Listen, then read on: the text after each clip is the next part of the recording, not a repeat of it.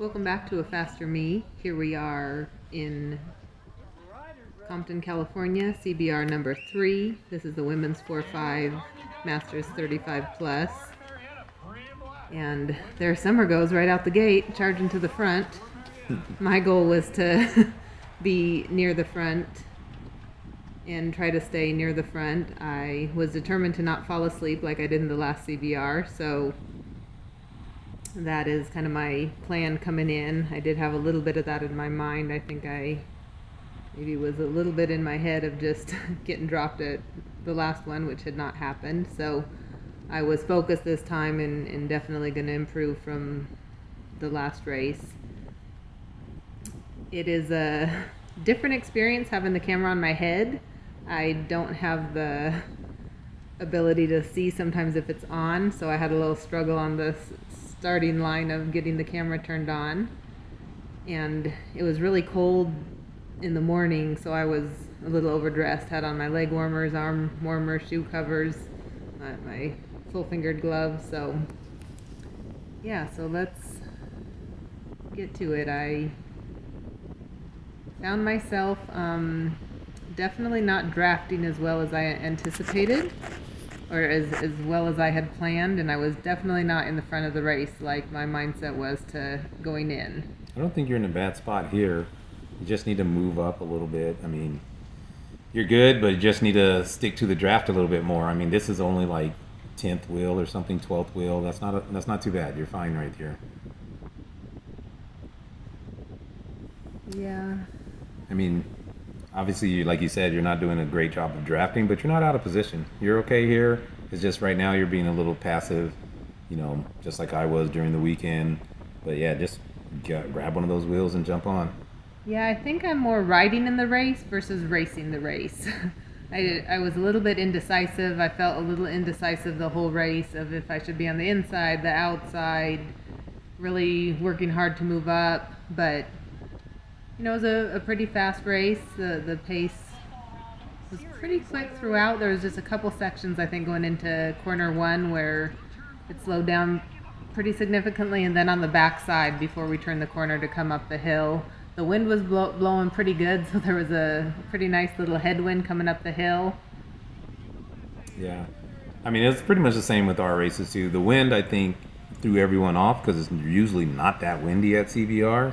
But yeah, the backside, little crosswind, and then coming up the uphill, at some point it feels like a pretty stiff headwind. So yeah, I think that's just was a little taxing on people. But if you stay drafting a little better, it'll lessen that effect. And how could I forget? Got to give a special thanks and shout out to Miss Hector. Jeanette Hector came out to support us. She was a teacher where the kids at my job go to school. She has moved to a different position. Congratulations, but we sure loved having her as a teacher. So thanks to her for coming out to support, and kind of a crazy connection. I believe Ken from Major Motion, they know each other, so it's just a small world how things work out. So. And they're both surprised to see each other at the race. Yeah. Yeah, so that was a good job of catching up right there. It just, honestly, it's taxing a little bit to fall back, and then turn 2, there's always a hard acceleration coming out of turn 2 just to go up the hill, so you definitely don't want to fall back too much there. And I think right here too, like you did the same thing in turn 2, I think you're turning just a little bit early, so you're hitting a very early apex, and as you go faster, that early apex forces you to go wide, so I would initiate turning just a second later. And I was doing, I think, too much power out of those corners, and I think possibly practicing some bad habits of being a little too inside. I mean, even in the gutter once or twice, which is not a good habit to practice. Yeah. But I can tell you, I've done 30 by 30s all week, and they helped tremendously because I was doing sprints out of every corner, it felt like, and that hill was brutal. Yeah, that just, just got to try to do a better job of holding momentum and not spiking as much. So on that uphill right there, you're basically doing almost the same power that I was doing in the race, but we were going about 3-4 miles per hour faster. So Yeah, definitely holding a little bit more momentum, and of course not spiking as much as you need to, or as you were doing. Yeah, and so I was kind of thinking of having a little space and then trying to, what is it, Tail gun. tail gun in the corners, just Mm-hmm. because I am able to carry more speed, it Well, you seems did it. like. You're doing it right there. That was tail gunning right there. Yeah, so, but then there's a little bit of a gap sometimes prior, but then I don't have to slow down as much because it seems like into the corners there's a significant slowing down, also because I'm further back instead of in the front like I. Well, let's see how you do here, Should because this be. is, you got a good couple 3 bikes length in front of you.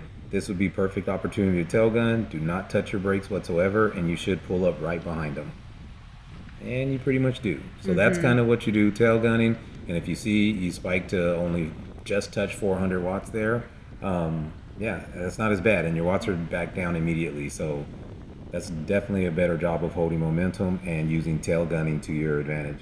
And so here I was trying to move up, but then again, my biggest problem getting back over into the middle and Yeah. trying to fight for a wheel and get back in. I still am lacking that Well, skill. the perfect opportunity is at the turn here. If you just hold your position, you're not using too much watts, come in here. Now there's Felicia's wheel. Just get on her wheel right there. But you hesitated, and the young lady in front of us, she pulls right in there.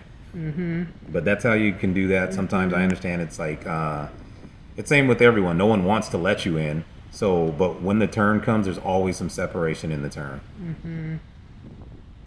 Yeah, I know it in my head. So there's Lisa. Great job to her. She's doing a good job sitting in. 294. And Lisa punks you and takes your wheel right there. Look at that. I know. I was noticing her cross wheeling just a little bit up there, getting up in there, but then she Yeah, it's a she good holds job. the wheel really well. And it's a good job moving over on the young lady that was making a move here. Obviously, it's a little tight in there, so you had to slow down. But yeah, it's a good job following her energy up the left side there. And the left side was being protected by the wind as well. But I was doing just too much power out of that. I didn't see how it was, because you're not doing that much right now. Yeah, but just I think it wore on me over time because I felt pretty taxed. I didn't feel like I really gave the effort that I could have, but my legs were pretty shaky after the race. But I don't think my heart rate was up. I mean, just in it, I don't think I was giving quite the effort that I could have. Yeah, and also in your defense, you have been on a very hard block of training because weren't too worried about this race. We were trying to get ready for the stage race, the Laverne stage race. So yeah, you're definitely at the end of a hard training block and no time to recover. So it just is what it is. This is a C race, and when you go into a C race, you carry a lot of fatigue.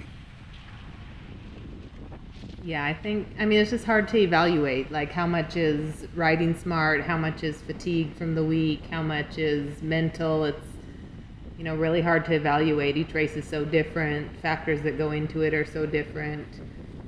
It's just sometimes hard to know. Right. Well, it's a combination anyway, and the more fatigued you are, the harder it is to, keep your mental focus as well. So, yeah, it's all a combination. It all factors in. And honestly, I don't think you're doing that bad. I think it's fine.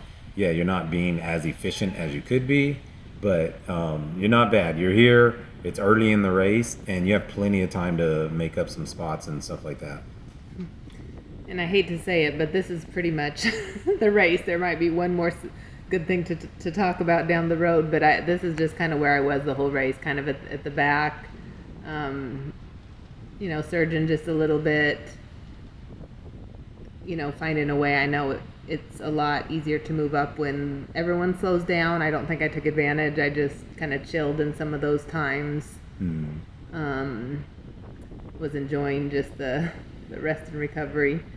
Summer kind of joked I was the star of her rear view camera. I found myself back there. We were kind of taking turns here in the back of the peloton.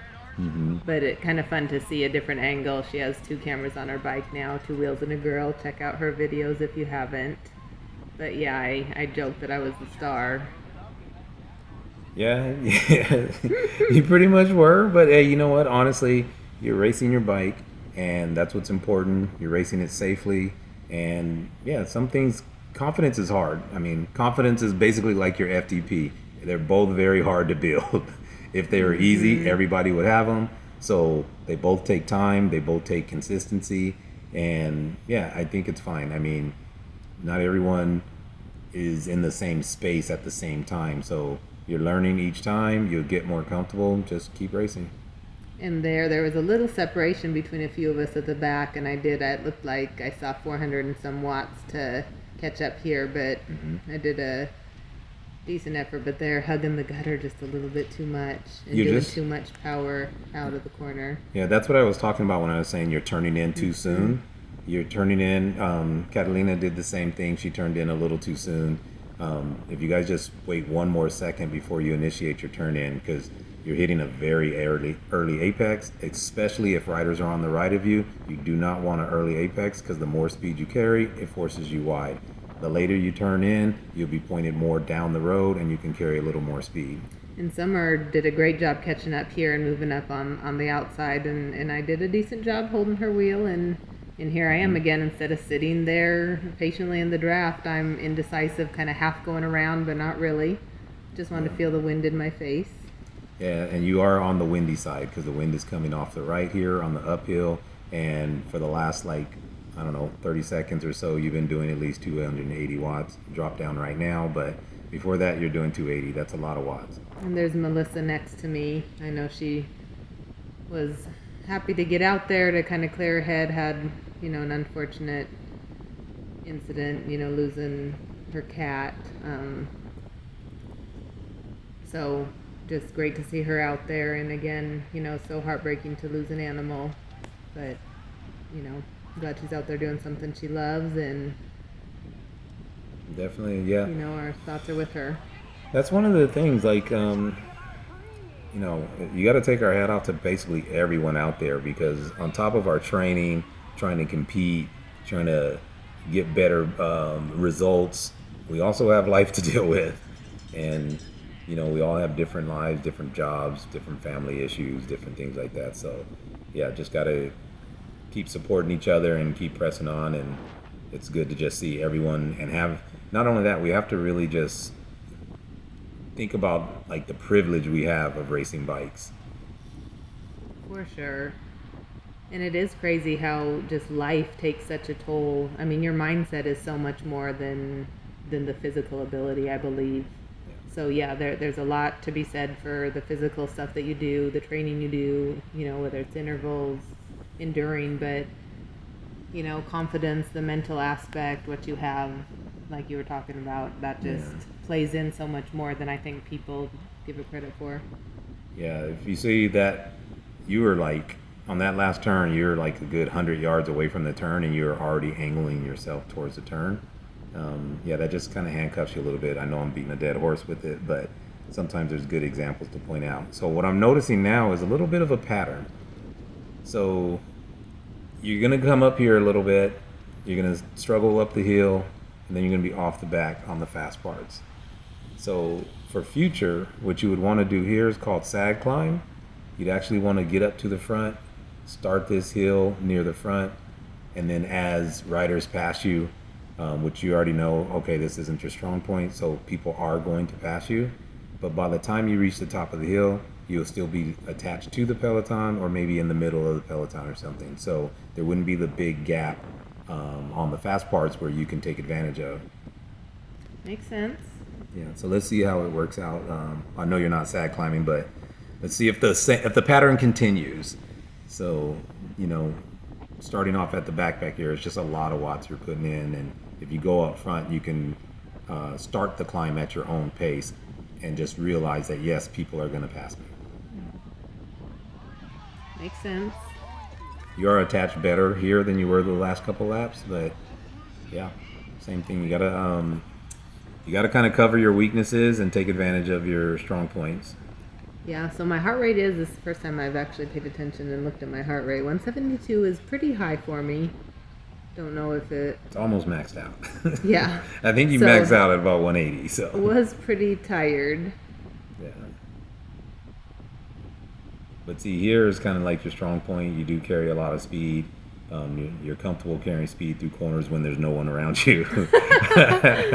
So yeah, so And I there just I again made up a few spaces, Mm-hmm. tail gun just a little bit, and felt pretty confident going into this Yeah. corner. So this is where I think your strong point should be, and you should be near the front of the pack on these sections here. And then you start the climb near the front. Yes, you're going to get shuffled back, but not as far back as normal. Yeah, it was a pretty tough race. I mean, I was tired, and again, I don't know how much fatigue played in, but I did look down. I think it must have been just after the start-finish line of this lap, because I think it was 12 minutes in, and I was thinking, oh my gosh, I should be more than halfway done, and wasn't even halfway done. Yeah. I was pretty tired. Yeah, I mean, it was tough. The wind makes it tough, and not only that, everyone's racing. It's mid-season. Everyone's in the full swing of thing, other than me from crashing. But other than that, yeah, everybody's used to racing. They're up to speed, and I don't think there's going to be any easy races after this. From this point on in the season, there's not going to be any easy races. Yeah, for sure. The quality has picked up, people's skill level. I just hope that we can continue to grow the women's field. It would just be so nice to have some options. Like you have options to race just 4 and then 4-5. It would be so awesome to grow the women's field, to have an option to just race against other women in your same category, or to have a few different options. Like if you want to kind of move up and race, but unfortunately we just have typically one option. Yeah. I mean, the Cat 3 riders have some more. If you're a master's level, you might have the option to do but 2 races. I mean, Mm-hmm. Yeah. And there's Laura, our teammate, right there to the left with the orange bar tape. She did a great job also this weekend. I think this is her first crit, finishing her first crit. She had a little issue in the first crit and wasn't able to finish. But yeah, she did Rosina Ranch and did a great job there. And then a good finish here at CBR. yeah, she's really grown so much. It's awesome to have her on the team, and I look forward to just seeing her continue to grow and get more experience, because experience, yeah, no better teacher. Also, a little shout out to our PAA women's racing IG. It's been resurrected. So yeah, we're gonna start posting content on the Instagram page. It's been out for a long time, but it kind of went dormant and hadn't been active since 2015. But we're gonna bring it back to life and start putting some content on there, and just being able to have a page ran by women for women. Yeah, so thanks to Laura for kind of taking that on and heading that up, since I don't even really know how to use Instagram, unfortunately. Get back in the closet, woman. Yeah. No. It's funny too, since we share like social media pages, people often think that one of us won't allow the other one to have a page, and no, not the case. We can do whatever we want, Yeah, I don't want it. I don't have any social media on my phone. It takes too much time. I see all these things during the workday. I don't know how people have time to be posting stuff, looking at stuff. You talking about me? Yeah. Mm-hmm. Oh, okay. Yep. Yeah, you're always sending videos, posting stuff. I don't know. And then act surprised when I haven't seen something, where I only know if you tell me what's on our Instagram, and then I can respond. Yeah, I wear many hats. So anyway, let's get back to racing. This is a good job by you here. You did a pretty good job. You're moving over there from one of the girls, and probably, that probably knocked you off course a little bit. And there's Sam in the green jersey. She did a great job. I was right behind her, and she moved up, and I should have jumped on the wheel. I thought of it after she was far gone, but she did a really nice job kind of moving up. Yeah, unfortunately, the time that she made her move, though, the Serious Cycling girl was on the right, and you had to move over to the left to stay with the peloton. So I think that just lost your concentration for that split second, because you guys were passing a lapped rider. Yeah, it's hard to know sometimes when you're in the back if you're passing a lapped rider or if it's just someone who's lost a little ground from the peloton, which just another reason to not be in the back. Yeah. And so right there you were behind, and I saw you coasted through that turn, and that turn is not that sharp and you can carry good speed. So that would have been a good place to keep pedaling, so you do not have to spike your watts so high. When you coast and then accelerate again, your watts are going to spike. It takes a lot of energy, and sometimes you can just pedal straight through the turns, especially when you're further back. Yeah, here I'm moving up just doing 100 watts, so Right. that's definitely what you want to do. But again, I hit the corner and I'm doing 400 plus out. Yeah, but that's not that bad though, because if you see the group accelerated, so Mm-hmm. you got to accelerate to match the group, and they're still accelerating, so you're still putting in some heavy watts. You know what I mean? Another thing, But if you do like Summer, who's tucked in that draft real nice, if you just learn from Summer how to draft, you'd be up there just fine. I want to be on both sides of a rear view camera, like the edge, the right, the middle. I just didn't want to be center. Yeah. Camera shy. But no, I was going to say another reason that is not beneficial to be at the back is it's hard to hear sometimes when there's a preem lap or if there's points being announced because you're just late to the party. They're announcing it as the leaders are going through, and I don't think I heard. I mean, I heard the bell ringing like maybe once or twice, but I kind of had an idea that maybe the Marietta preem might be something to go for just because I have not yet signed up. Yeah. But I never even heard it announced because I'm too far back. Yeah, that definitely would have saved us some money. But, it's still just amazing to me how much power you're putting in going up that hill. Because it's not much less than what I had to do, and I definitely outweigh you by 30, 35 pounds. And, yeah, I mean, you're putting in almost an equal amount of power. So I'm not sure if that was more of an efficiency issue or if I need to check that power meter. Yeah, I think you're trying to brag about how efficient you are and how inefficient I am. So Oh, I no. think take it back. No, not at all. I'm saying it was a lot of power, and both of us would like to be putting in less power going up that hill. Yeah, definitely. It felt taxing. So here again, you're in a good position. Again, just get in this draft here, save a little bit of energy. Or now you had somebody check up on their brakes, and it's a great job of moving up towards the front here. Yeah, so here I go to the front, and there's Feline leading, and so I want to kind of get over. I know she's strong. You can see wearing the yellow jersey. Feline says, "No, ma'am." And then going into this corner, she definitely lets me know you're not going on the inside of me. Yeah. But here I'm in good position, but I still am not quite tucked in quite as well as I should be. But I thought, okay, there's 3 laps to go. Here, I'm in a good spot. And then there's Charity. I said, okay, I know she's going to be there in the end. Very experienced rider, so I thought I'd just kind of stay on her wheel because I know she'll be there at the end. And again, I think there's 3 laps to go at this point. And for some reason, you give up that wheel. Oh, there it is. And that's the only difference right there. I mean, you just got to stay on that wheel. And now it's hard to get back over. The young lady in the light blue saw that opening, and she said, yeah, I'm going to take that. And here is, so what, I don't remember that. I can see Darren? it. The video doesn't lie. Darren Oh, is I in their didn't- new uniforms. Yeah, that's what I didn't notice. They changed. But there's I thought it was an attack. It just, the peloton gets pulled up the right side. And then pretty soon just everybody is going by me. Yeah. And I'm There's also tired.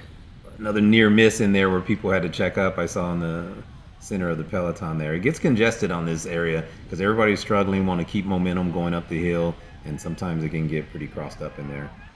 And just that quick, I went from 3rd, 4th wheel to my favorite position, the back of the peloton.